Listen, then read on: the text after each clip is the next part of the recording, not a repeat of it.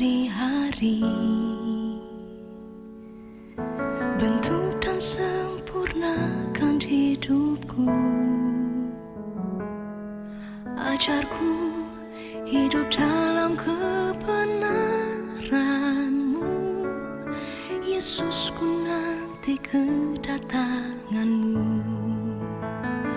Ku ingin setia sampai akhir, selesaikan pertandingan hidupku. Bawaku ke tempat di mana Kau ada, tinggal bersama-Mu selamanya. Ku ingin setia sampai akhir, selesaikan pertandingan hidupku. Bawaku ke tempat di mana Kau ada, tinggal bersama-Mu selamanya. Ku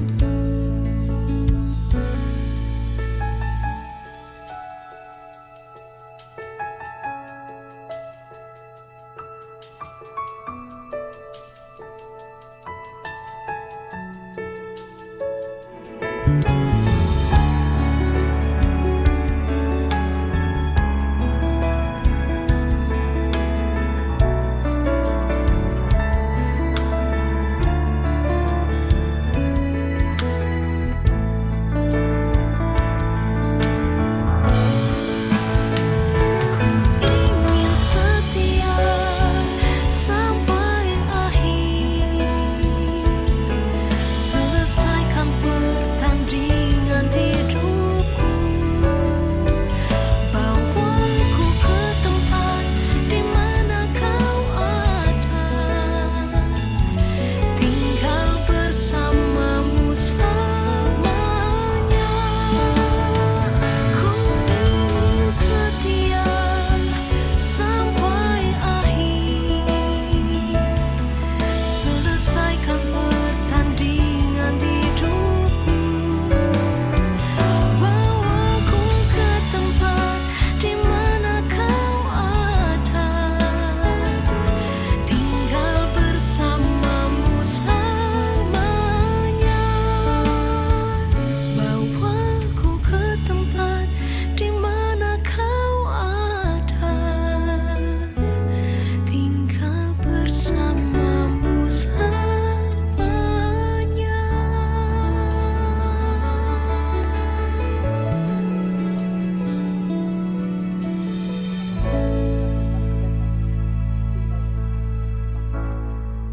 Kaulah yang menjadi pedoman dan kekuatan di dalam kehidupan kami. Dan orang-orang yang menanti-nantikan Tuhan akan mendapatkan kekuatan yang baru. Bapak, terima kasih Tuhan. Kami mengucap syukur. Haleluya. Orang yang menanti-nantikan Tuhan akan mendapatkan kekuatan baru. Diberkatilah orang yang datang dalam nama Tuhan, yang menaruh harapan hanya kepada-Nya. Terima kasih Bapa di surga, kami menantikan saatnya Engkau mengangkat kami dan mengubahkan kami di dalam tubuh kemuliaan yang disediakan Allah Bapa bagi setiap orang yang akan dipersiapkan untuk memerintah bersama dengan Kristus. Diberkatilah orang yang percaya kepada firman, yang mempercayai nubuatan kitab suci, yang percaya di dalam namanya, yang menanti-nantikan Tuhan. Dan orang yang tekun menantikan Tuhan akan beroleh pengharapan dan kekuatan di dalam Yesus. Terima kasih Allah yang hidup, kami bersandar sepenuhnya kepada-Mu. Kami menjadi orang-orang yang tekun menantikan Tuhan. Dalam nama Yesus kami berdoa, bersyukur. Haleluya. Shalom, shalom, dan sahabat Yesus yang diberkati oleh Tuhan Yesus Kristus. Kunci kemenangan orang percaya adalah menanti-nantikan Tuhan dengan tidak jemu-jemunya. Kunci kemenangan orang yang diselamatkan adalah tetap setia sampai akhir. Saudara yang diberkati oleh Tuhan Yesus Kristus, jangan bangga diselamatkan dan stop sampai di situ. Menerima bahasa roh, menerima baptisan Roh Kudus, lalu kemudian kita menjadi bodoh. Hai orang Galatia yang bodoh, siapakah yang telah mempesonakan kamu? Engkau sudah memulai dengan roh dan mengakhiri dengan daging. Saudara, orang yang menanti-nantikan Tuhan tidak akan mengakhiri hidupnya dalam kedagingan. Orang yang menanti-nantikan Tuhan ketika dia memulai dengan roh, dia akan berhenti mengakhiri dengan roh. Saudaraku yang diberkati oleh Tuhan Yesus Kristus, gereja Tuhan akan gagal ketika gereja berhenti menantikan juru selamat. Gereja Tuhan akan berhenti di tengah jalan ketika gereja Tuhan mulai tidak mempercayai firman. Gereja Tuhan akan berhenti di tengah jalan ketika gereja Tuhan tidak percaya kepada nubuatan kitab suci. Jemaat Tuhan di Tiatira, di Smyrna, Laodikia, Efesus, saudara, dan Philadelphia, ada jemaat Tuhan yang dipuji, yaitu jemaat di Philadelphia. Saudara harus tahu, ketujuh jemaat ini merupakan lambang gereja Tuhan di akhir zaman. Ada gereja yang terpesona dengan Isabel, ada gereja Tuhan yang tidak tahan dengan penderitaan, ada gereja Tuhan yang suam-suam kuku, ada gereja Tuhan yang meninggalkan kasihnya yang semula, ada gereja Tuhan yang tidak tahan dengan pengajaran-pengajaran yang menyesatkan, yaitu pengajaran Bilean dan pengajaran Nikolaus. Saudaraku yang diberkati oleh Tuhan Yesus Kristus, hendaknya kita bertahan dan berpegang kepada pengajaran-pengajaran yang benar dan tekun mempelajari firman Tuhan, tekun mempercayai nubuatan kitab suci. Saudara tidak mempelajari firman Tuhan dan menganggap firman Tuhan adalah kejadian masa lampau. Tapi saudara dikatakan kepada jemaat Philadelphia, saudara harus mempercayai kitab suci sebagai nubuatan. Mengapa kita percaya kitab suci sebagai nubuatan? Nubuatan adalah sesuatu yang kita percaya bahwa itu masih akan terjadi, masih akan tergenapi.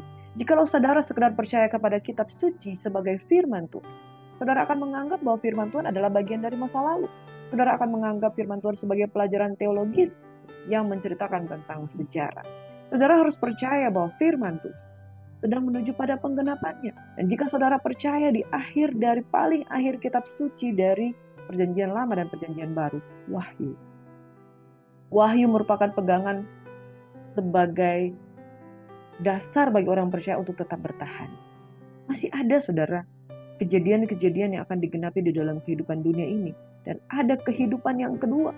Jikalau saudara berpikir hanya ada pada kehidupan yang pertama, saudara hidup bersenang-senang, bosan dalam menantikan Tuhan, saudara kehilangan minyak, saudara menjadi anak darah yang bodoh, menjadi calon mempelai Kristus tapi tidak punya persiapan. Nah, saudaraku yang diberkati oleh Tuhan Yesus Kristus, percaya kepada nubuatan, percaya pada kitab suci, dan tekun menantikan Tuhan, supaya engkau menjadi jemaat Philadelphia yang tangguh, yang tahan dalam penderitaan, yang tidak meninggalkan kasih yang mula-mula, yang tidak suam-suam kuku.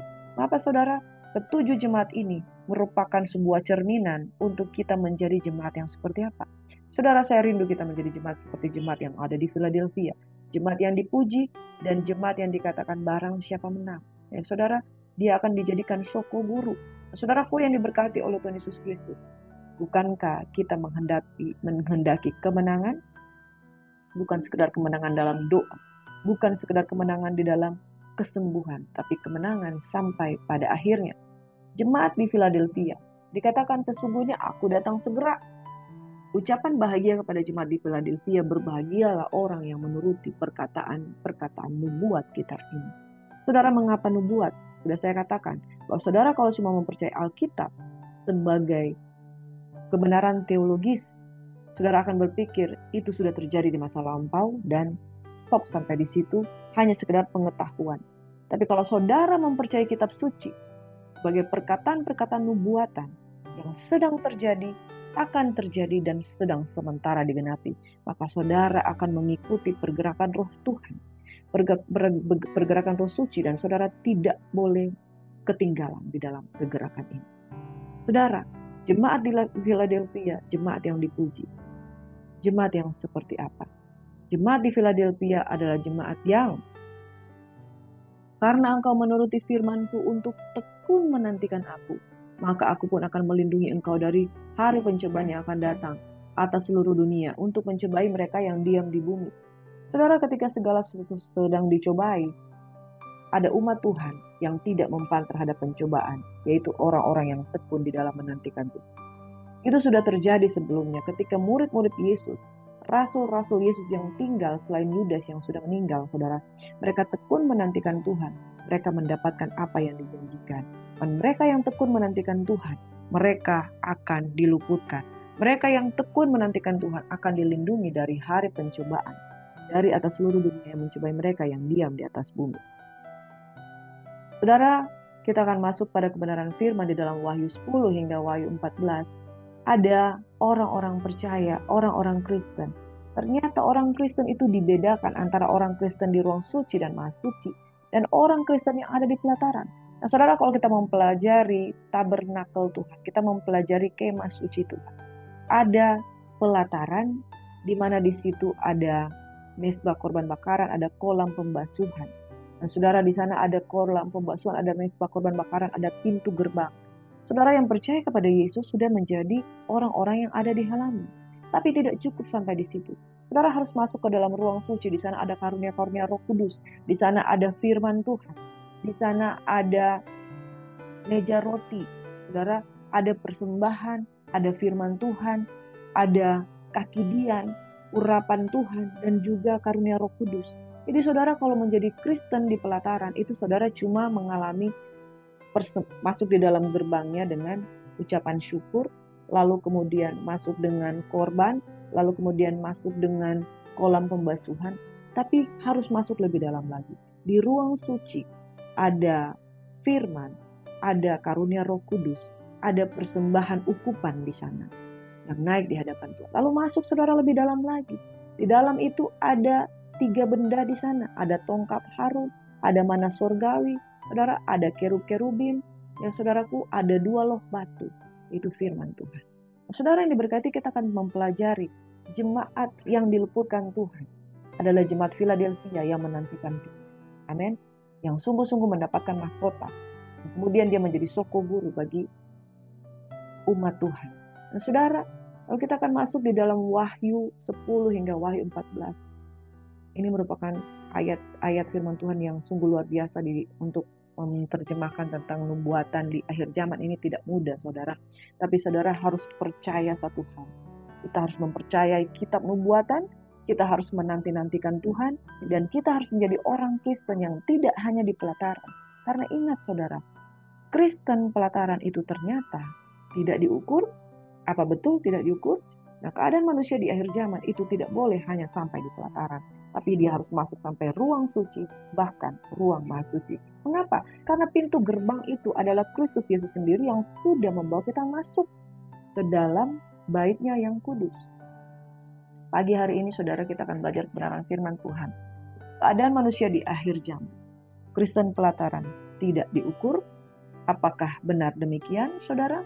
Mari kita belajar kebenaran dari Wahyu yang ke-10. Kita tahu bahwa kita harus percaya kepada firman Tuhan dan nubuatan kitab suci. Makanya di dalam Wahyu 10 ayat 5 ada malaikat yang Yohanes lihat pada waktu itu berdiri di atas laut dan di atas bumi, mengangkat tangan kanannya di langit dan bersumpah demi Dia yang hidup sampai selama-lamanya, yang telah menciptakan langit dan segala isinya, dan bumi dan segala isinya, dan laut dan segala isinya. Katanya, tidak akan ada penundaan lagi. Tapi pada waktu bunyi sangkakala dari malaikat yang ketujuh, yaitu apabila ia meniup sangkakalanya, maka akan genaplah keputusan rahasia Allah seperti yang telah diberitakan kepada hamba-hambanya, yaitu para nabi. Dan suara yang telah kudengar dari langit itu berkata pula kepadaku, katanya, pergilah, ambillah gulungan kitab yang terbuka di tangan malaikat yang berdiri di atas laut dan di atas bumi itu. Saudara, kitab suci itu merupakan mandat Tuhan yang Tuhan sudah berikan kepada kita sebagai petunjuk untuk kita percaya kepada setiap perkataan firman Tuhan. Makanya Roh Tuhan ada di dalam diri Yohanes, kemudian disingkapkan pernyataan-pernyataan firman Tuhan, pernyataan-pernyataan nubuatan, dan dikatakan ambil gulungan kitab itu. Nah, saudara, ini yang paling penting. Wahyu Tuhan, nubuatan Tuhan itu sangat penting untuk kita percayai. Lalu aku pergi kepada malaikat itu dan meminta kepadanya supaya ia memberikan gulungan kitab itu kepadaku. Katanya kepadaku, ambil dan makanlah dia.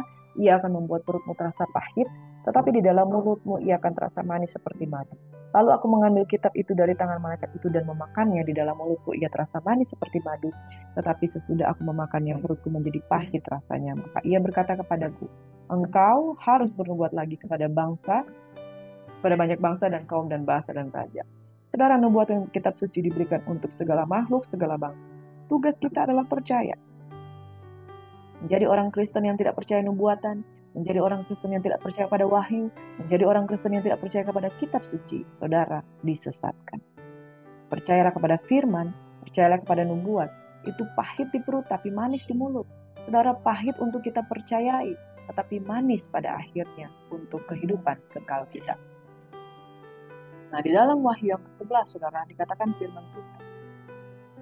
Kemudian diberikan kepadaku sebatang bulu, seperti tongkat pengukur rumahnya dengan kata-kata yang berikut. Bangunlah dan ukurlah bait suci Allah dengan mezbah dan mereka yang berada di dalam.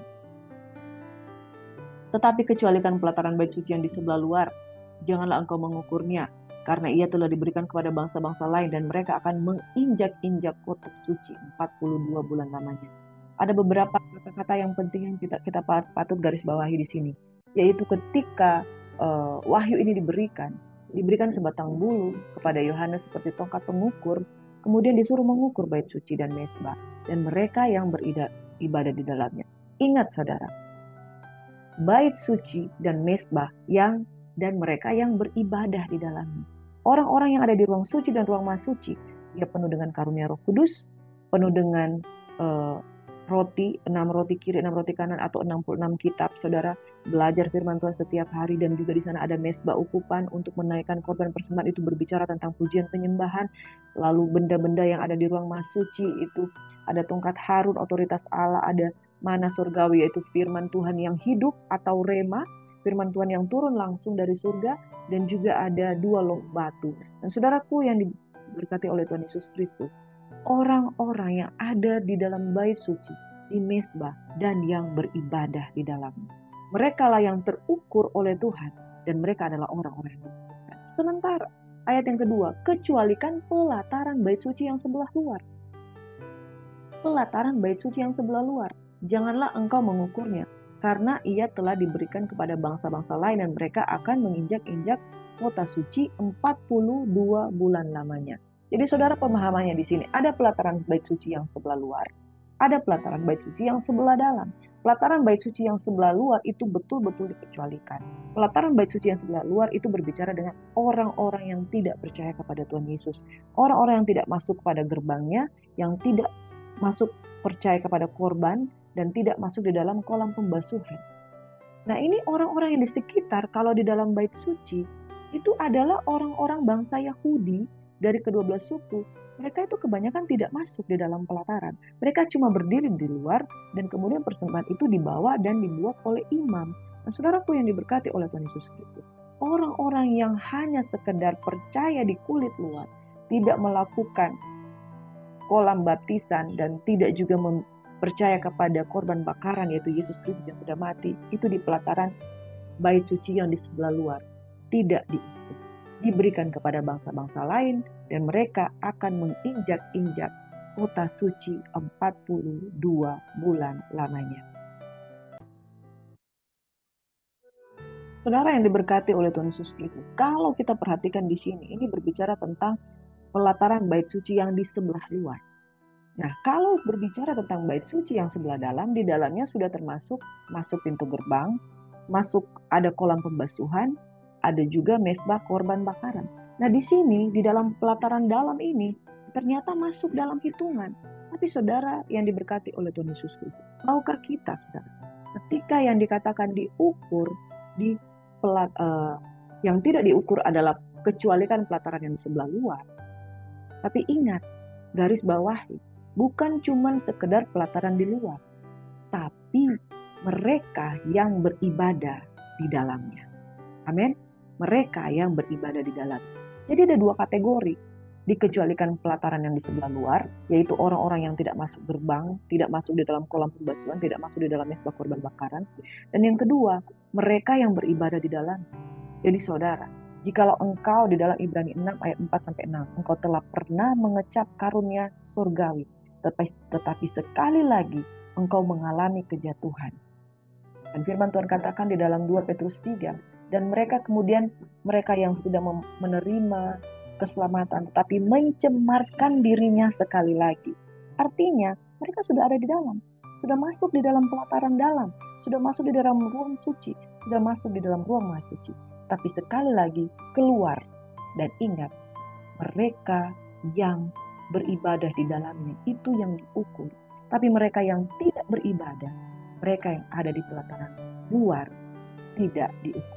Jadi saudara, pengertiannya di sini, Kristen pelataran yang tidak diukur adalah sebenarnya Kristen yang tidak pernah lahir baru, atau Kristen yang sudah lahir baru tapi tidak beribadah.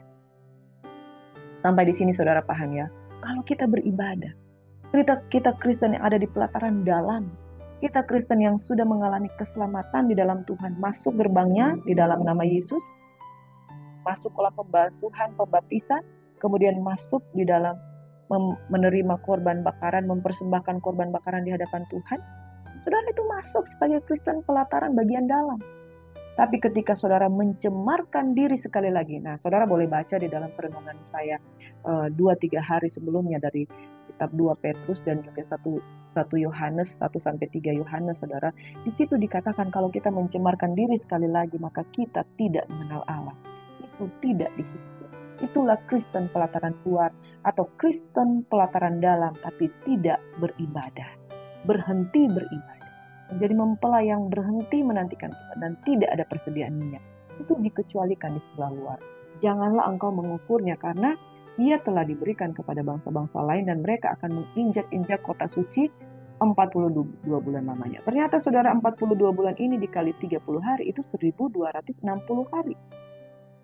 Nah, 42 bulan diulang lagi 1260 hari, baru 3,5 hari, dan kedua nabi itu menyebabkan siksaan bagi semua orang di atas bumi 3,5 hari, itu berbicara dengan 3,5 tahun, kemudian masuklah roh kehidupan dari Allah mereka. Saudara, saya mau katakan bahwa Kristen pelataran tidak akan diukur, tidak akan dihitung. Kenapa? Karena mereka adalah orang-orang yang sebetulnya memiliki hak untuk diselamatkan, memiliki hak untuk diluputkan, tetapi mereka disingkirkan.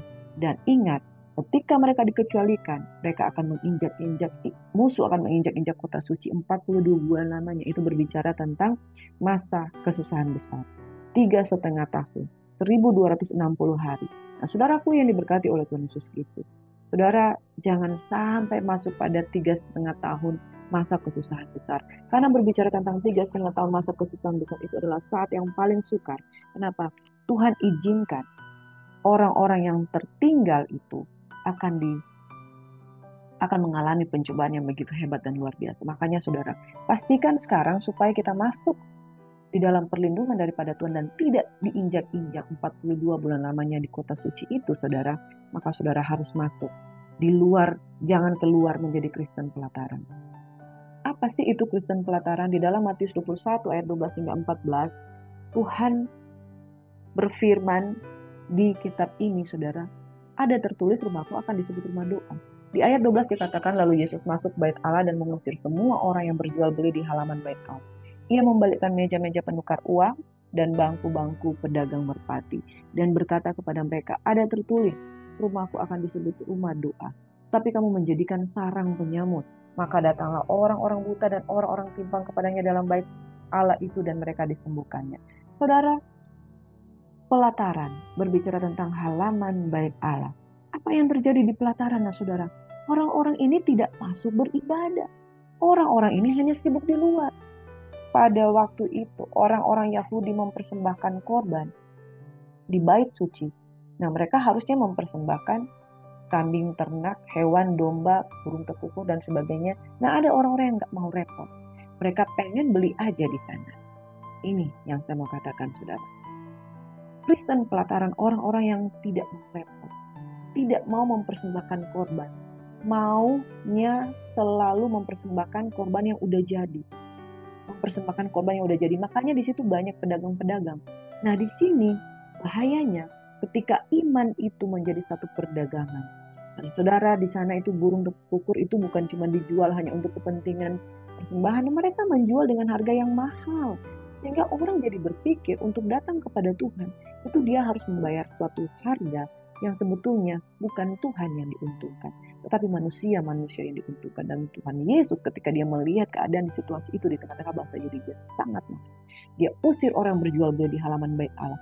Dia membalikkan meja penukar uang dan bangku-bangku pedagang merpati. Dia katakan, rumahku akan disebut rumah doa. Kamu menjadikan sarang penyamuk. Dibersihkan, ditunggang balikan semua yang salah itu di halaman, di pelataran.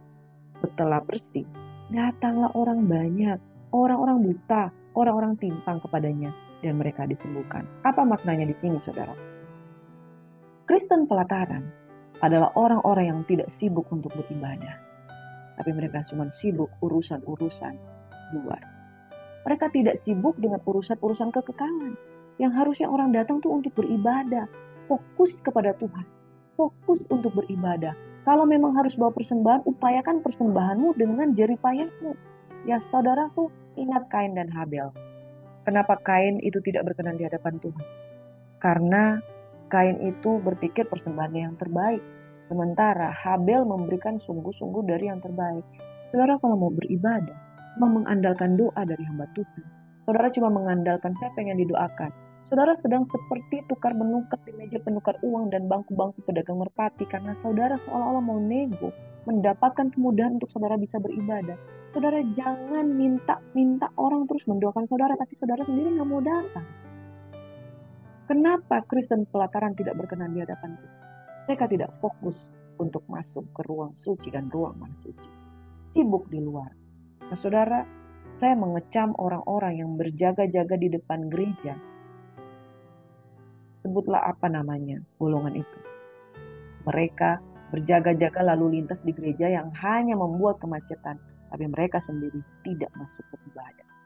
Saudara jangan sibuk berjaga-jaga di luar pintu gereja. Saudara tidak beribadah. Saudara menjadi calo rohani. Orang-orang Yahudi itu seperti calo rohani. Mereka tukar menukar, menjual beli, seolah-olah mempermudah keadaan dengan menjual-jual korban-korban hewan ternak. Tapi mereka sendiri tidak mau masuk beribadah. Saudara, yang pertama Kristen pelataran, rumah Tuhan bukan menjadi tempat tukar menukar uang. Rumah Tuhan bukan menjadi tempat untuk ketika engkau bayar perpuluhan, engkau minta kembali berkat daripada Tuhan supaya engkau diberkati balik dengan uang. Saudara melakukannya harus dengan iman. Saudara, rumah Tuhan bukan menjadi tempat tukar menukar uang. Rumah Tuhan bukan menjadi tempat negosiasi untuk menjawab doa karena kebutuhan uang. Rumah Tuhan bukan menjadi tempat tukar menukar jawaban doa dan kesetiaan. Saya mau setia kalau Tuhan jawab doa. Rumah Tuhan bukan tempat berdagang. Rumah Tuhan bukan tempat negosiasi. Kalau Tuhan berkati, saya setia. Kalau saya disembuhkan, saya setia. Kalau Tuhan tidak sembuhkan, saya keluar. Saudara, rumah Tuhan bukan tempat negosiasi. Rumah Tuhan itu adalah tempat beribadah. Makanya wujud rumah Tuhan itu adalah korban, korban, dan korban. Dan orang yang berkorban dengan sepenuh hati, segenap jiwa, segenap kekuatan, istilahnya mau bayar harga sekalipun, Tuhan sudah memberikan segala sesuatu, tapi kita datang sebagai orang-orang yang tulus hatinya, seperti di dalam Matius 5. Berbahagialah orang yang suci hatinya, sebab dia akan melihat Tuhan.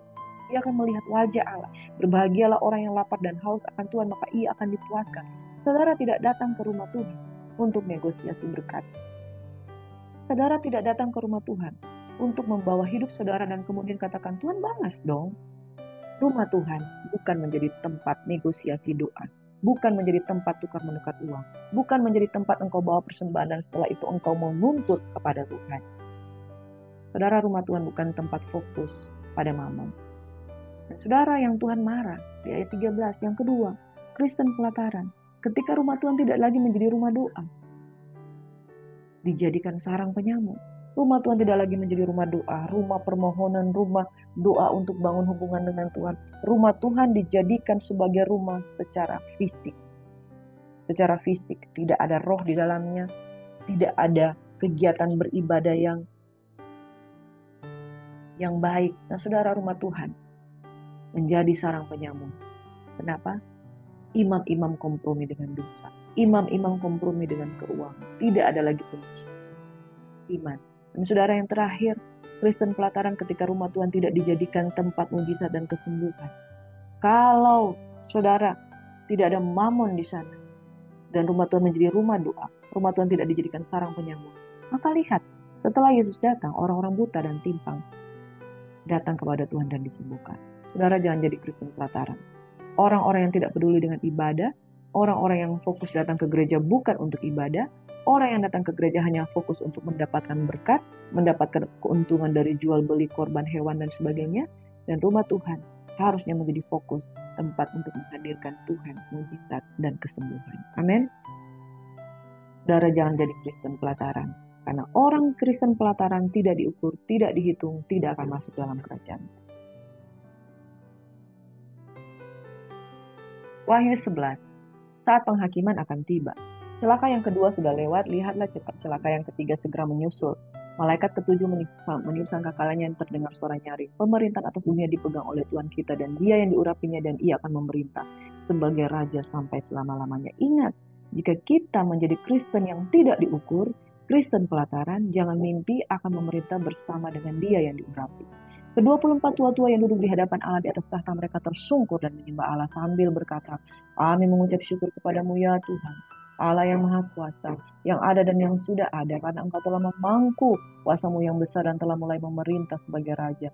Dan semua bangsa telah marah, tetapi amarahmu telah datang dan saat bagi orang-orang mati untuk dihakimi dan untuk memberi upah kepada hamba-hambamu, nabi-nabi dan orang-orang kudus, dan kepada mereka yang takut akan nama, pada orang-orang kecil dan orang-orang besar, dan untuk membinasakan barang siapa yang menghina.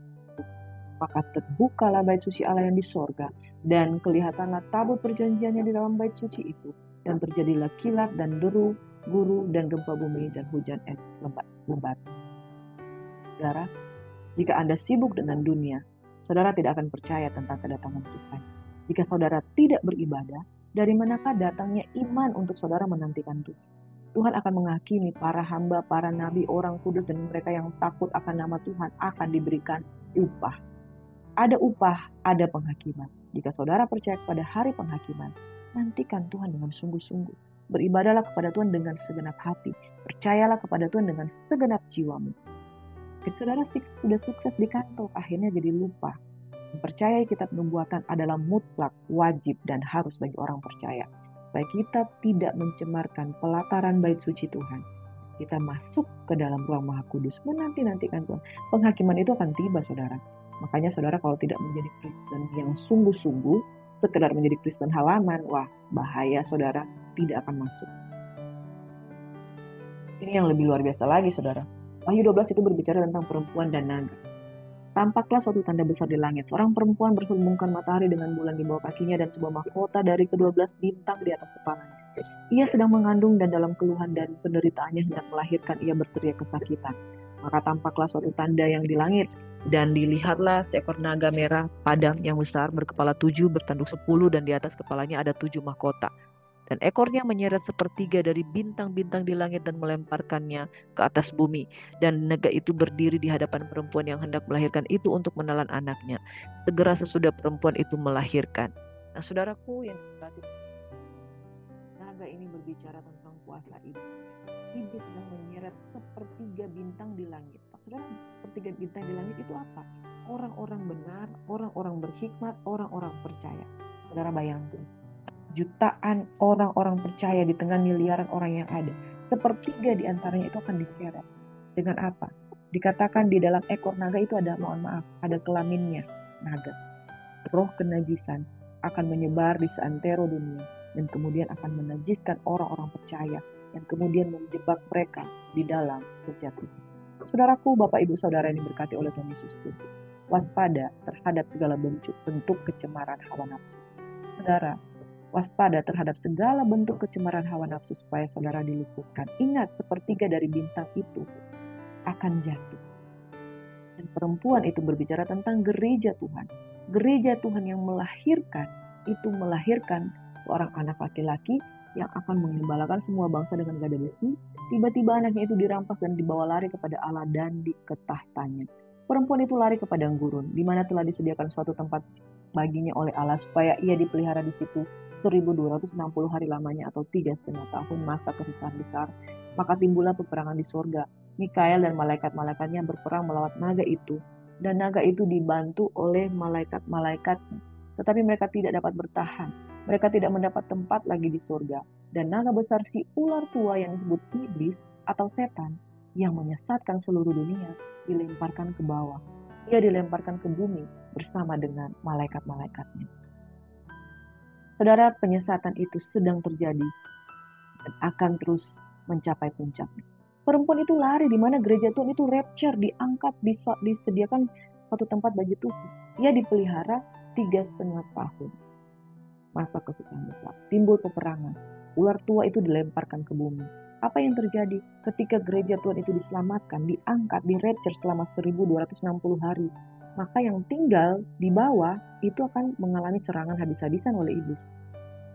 Dan aku mendengar suara yang dari surga berkata, sekarang telah tiba keselamatan dan kuasa dan pemerintahan Allah kita dan kekuasaan Dia yang diurapinya karena telah dilemparkannya ke bawah pendakwaan saudara kita yang mendakwa mereka siang dan malam di hadapan Allah kita. Dan mereka mengalahkan Dia oleh darah anak domba dan oleh perkataan kesaksian mereka, karena mereka tidak mengasihi nyawa mereka sampai ke dalam maut. Karena itu bersukacitalah, hai sorga, dan hai kamu sekalian yang diam di dalamnya. Celakalah kamu, hai bumi dan laut, karena iblis telah turun kepadamu dan geramnya yang dahsyat, karena ia tahu bahwa waktunya sudah singkat, saudara. Saking singkatnya, maka dia berupaya begitu gencar. Dan ketika naga itu sadar bahwa ia telah dilemparkan di atas bumi, ia memburu perempuan yang melahirkan anak laki-laki itu. Kepada perempuan itu diberikan kedua sayap dari burung nasar yang besar, supaya ia terbang ke tempatnya di padang gurun, di mana ia dipelihara jauh dari tempat ular itu selama 1260 hari tadi. Ini 1 masa, 2 masa, dan 3,5 masa, yaitu 3 tahun setengah. Lalu ular itu menyemburkan dari mulutnya air sebesar sungai ke arah perempuan itu, supaya ia dihanyutkan sungai itu. Tetapi bumi datang menolong perempuan itu. Ia membuka mulutnya dan menelan sungai yang disumburkan naga itu dari mulutnya. Maka marahlah naga itu kepada perempuan itu, lalu pergi memerangi keturunannya yang lain yang menuruti hukum-hukum Allah dan memiliki kesaksian Yesus. Amin. Dan yang memiliki kesaksian Yesus. Bapak Ibu Saudaraku yang diberkati oleh Tuhan Yesus Kristus, ingat, dia yang memiliki kesaksian Yesus dan ia tinggal berdiri di pantai laut. Nah, saudaraku yang diberkati oleh Tuhan Yesus Kristus, dia yang memiliki kesaksian Yesus. Jadi saudara, ketika gereja Tuhan yang terangkat, gereja Tuhan yang dirapture, gereja Tuhan yang orang-orang yang beribadah, yang bukan orang Kristen halaman, jadi itu diangkat. Tapi Kristen yang halaman itu tinggal dan mereka menghadapi serangan iblis atau ular tua itu. Nah, siapakah yang terluput dari mereka yang tertinggal? Ketika mereka tertinggal, bumi datang menolong perempuan itu, gereja Tuhan sudah diangkat. Tapi iblis pergi memerangi keturunan yang lain yang menuruti hukum Allah dan memiliki kesaksian Yesus. Jadi saudara, ada 2 kelompok yang tertinggal, yaitu yang menuruti hukum Allah itu siapa? Yang melakukan hukum Taurat, berarti orang-orang bangsa Yahudi, keturunan bangsa Yahudi. Dan yang memiliki kesaksian Yesus, yaitu mereka Kristen pelataran itu, pelataran dalam yang keluar, dan orang-orang yang keluar. Itulah yang disebut dengan Kristen pelataran. Makanya bahaya saudara, kalau kita tidak setia dengan ibadah, kita akan tinggal di luar dan kita akan masuk dalam kesusahan besar selama 1260 hari. Dan gereja Tuhan yang diselamatkan adalah gereja Tuhan yang masuk dalam suci, di ruang maha suci, dan pelataran dalam. Nah, saudaraku yang diberkati, mereka diangkat oleh karena menanti-nantikan Tuhan, mereka diangkat karena mereka setia beribadah, mereka diangkat oleh karena hikmat dan takut akan Tuhan yang ada padanya, dan mereka tidak terseret dengan ekor naga yang menyeret mereka sepertiga bintang di langit. Saudara, jadi orang-orang yang jatuh adalah orang-orang Kristen yang mencemarkan dirinya sekali lagi. Dan orang-orang yang Kristen tidak lahir baru. Dan juga bangsa-bangsa Yahudi yang tidak termasuk di dalam 144.000 orang kudus yang menyucikan dirinya seperti seorang perawan yang sangat sungguh-sungguh dengan hukum Allah. Itulah yang terangkat. Jadi yang terangkat adalah 144.000 orang bangsa Yahudi yang suci seperti perawan karena mentaati sungguh-sungguh mentaati hukum Allah, dan orang Kristen yang lahir baru yang tetap beribadah, yang tidak terseret dalam kecemaran hawa nafsu duniawi oleh ekor naga yang meraih sepertiga bintang. Mereka lah gereja-gereja Tuhan yang di-rapture, yang diangkat. Nah, gereja Tuhan yang mencemarkan dirinya sekali lagi itu tinggal. Tapi mereka yang memiliki kesaksian Yesus itu akan kembali diselamatkan pada saat mereka tertinggal di 3,5 tahun. Jadi orang yang tertinggal di 3,5 tahun masa kesusahan besar itu, dia harus sungguh-sungguh. Bagi bangsa Yahudi, dia harus sungguh-sungguh memegang hukum Allah. Bagi orang Kristen yang lahir baru atau yang belum lahir baru, dia harus memiliki kesaksian Yesus. Saudara, jangan sampai kita tidak terima. Jangan sampai kita tidak diukur. Kristen pelataran tidak diukur. Mari kata dengan sungguh-sungguh menantikan Tuhan supaya kita diukur oleh Tuhan. Sekali lagi di sini banyak sekali ditulis tentang 42 bulan, 1260 hari, 3,5 tahun. Nah, saudara, di dalam Wahyu yang ke-13, kepada binatang itu diberikan mulut yang penuh kesombongan, hujat, dan kepadanya diberikan juga kuasa untuk melakukannya 42 bulan lamanya. Lalu ia membuka mulutnya untuk menghujat Allah, menghujat namanya dan kemah kediamannya dan semua mereka yang diam di sorga. Dan ia diperkenankan untuk berperang melawan orang-orang kudus. Jadi dia atas seizin Tuhan di masa kesusahan besar dia melawan orang-orang kudus untuk mengalahkan mereka, dan kepadanya diberikan kuasa atas setiap suku, umat, dan bahasa dan bangsa, dan semua orang yang diam di atas bumi yang akan menyembahnya, yaitu setiap orang yang namanya tidak tertulis sejak dunia dijadikan dalam kitab kehidupan dari anak domba yang telah disembelih. Jadi ini orang-orang yang tertinggal, saudara. Barang siapa bertelinga hendaklah ia mendengar. Barang siapa ditentukan untuk ditawan, ia akan ditawan. Barang siapa ditentukan untuk dibunuh dengan pedang, ia harus dibunuh dengan pedang. Yang penting di sini adalah ketabahan dan iman orang-orang kudus. Sekali lagi, saudara, ketika rapture sudah terjadi, yang tinggal adalah orang-orang yang pernah tercemar hidupnya dan bangsa-bangsa Yahudi yang tidak sepenuhnya melakukan hukum Allah. Mereka diuji lagi. Ketika mereka tabah dan berpegang kepada iman, mereka akan juga diselamatkan. Dia menyesatkan mereka yang diam di bumi dengan tanda-tanda yang telah diberikan kepadanya untuk dilakukan di depan mata binatang itu, dan ia menyuruh mereka yang diam di bumi supaya mereka mendirikan patung-patung untuk menghormati binatang yang luka oleh pedang namun yang tetap hidup itu, dan kepadanya diberikan kuasa untuk memberikan nyawa kepada patung binatang itu, sehingga patung binatang itu berbicara juga dan bertindak begitu rupa sehingga semua orang yang tidak menyembah patung binatang itu Saudara, bukankah ini juga yang sedang sementara terjadi, tapi belum mencapai puncaknya? Kepadanya diberikan kuasa untuk memberikan nyawa kepada patung binatang itu. Ini berbicara tentang artificial intelligence. Artificial intelligence yaitu seperti patung binatang itu. Bukan benda hidup, bukan makhluk hidup, tapi seolah-olah ada nyawanya. Artificial intelligence, sekarang ibadah-ibadah artificial intelligence itu sudah tersedia di mana-mana. Tapi di sana tidak ada pengurapan, tidak ada roh. Ibadah-ibadah yang tidak mengandung roh, tetapi seolah-olah hidup. Nah, saudara, artificial intelligence ini adalah sesuatu yang mengganggu peradaban iman orang percaya. Itu sementara terjadi dan sementara menuju pada penggenapan. Makanya saudara, hati-hati, jangan kita terseret. Dan ia menyebutkan sehingga kepada semua orang, kecil atau besar, kaya atau miskin, mereka merdeka atau hamba, diberi tanda pada tangan kanannya atau pada dahinya, dan tidak seorang pun yang dapat membeli atau menjual selain daripada mereka yang memakai tanda itu, yaitu nama binatang itu atau bilangan namanya. Yang penting di sini ialah hikmat. Barang siapa yang bijaksana, baiklah ia menghitung bilangan binatang itu, karena bilangan itu adalah bilangan seorang manusia, dan bilangannya ialah 666. Saudara, jangan kita menerima tanda di dahi atau di tangan kita. Tanda-tanda antikris dan bilangan 66 itu manusia yang mengerjakan semuanya itu. Jangan kita mau dibodohi, jangan kita mau dimanfaatkan, waspadalah. Kesusahan besar dan keadaan manusia di akhir zaman, kita harus sungguh-sungguh berpegang kepada kitab suci dan firman Tuhan. Tetaplah kuat umat Tuhan. Jangan terseret dengan hal-hal yang duniawi sementara, bahwa kita terseret di dalamnya. Ya? Yang terakhir di dalam Wahyu 14, saudaraku, orang malaikat lain yaitu malaikat ketiga menyusul mereka dan berkata dengan suara nyaring, jikalau seorang menyembah binatang dan patungnya itu dan menerima tanda pada dahinya atau pada tangannya, maka ia akan minum dari anggur murka Allah yang disediakan tanpa campuran dalam cawan murkanya, dan ia akan disiksa dengan api dan belerang di depan mata malaikat kudus dan di depan mata anak domba. Maka asap api yang menyiksa mereka itu naik ke atas sampai selama-lamanya, dan siang malam mereka tidak henti-hentinya disiksa, yaitu mereka yang menyembah binatang serta patungnya itu, dan barang siapa yang telah menerima tanda namanya. Yang penting di sini ialah ketekunan orang-orang kudus yang menuruti perintah Allah dan iman kepada Yesus. Dan aku mendengar suara dari surga berkata, tuliskan, berbahagialah orang-orang mati yang mati dalam Tuhan sejak sekarang ini.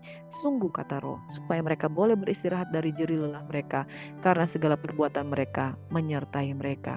Dan aku melihat sesungguhnya ada suatu awan putih, dan di atas awan itu duduk seorang seperti anak manusia, dengan sebuah mahkota emas di atas kepalanya dan sebilah sabit tajam di tangannya.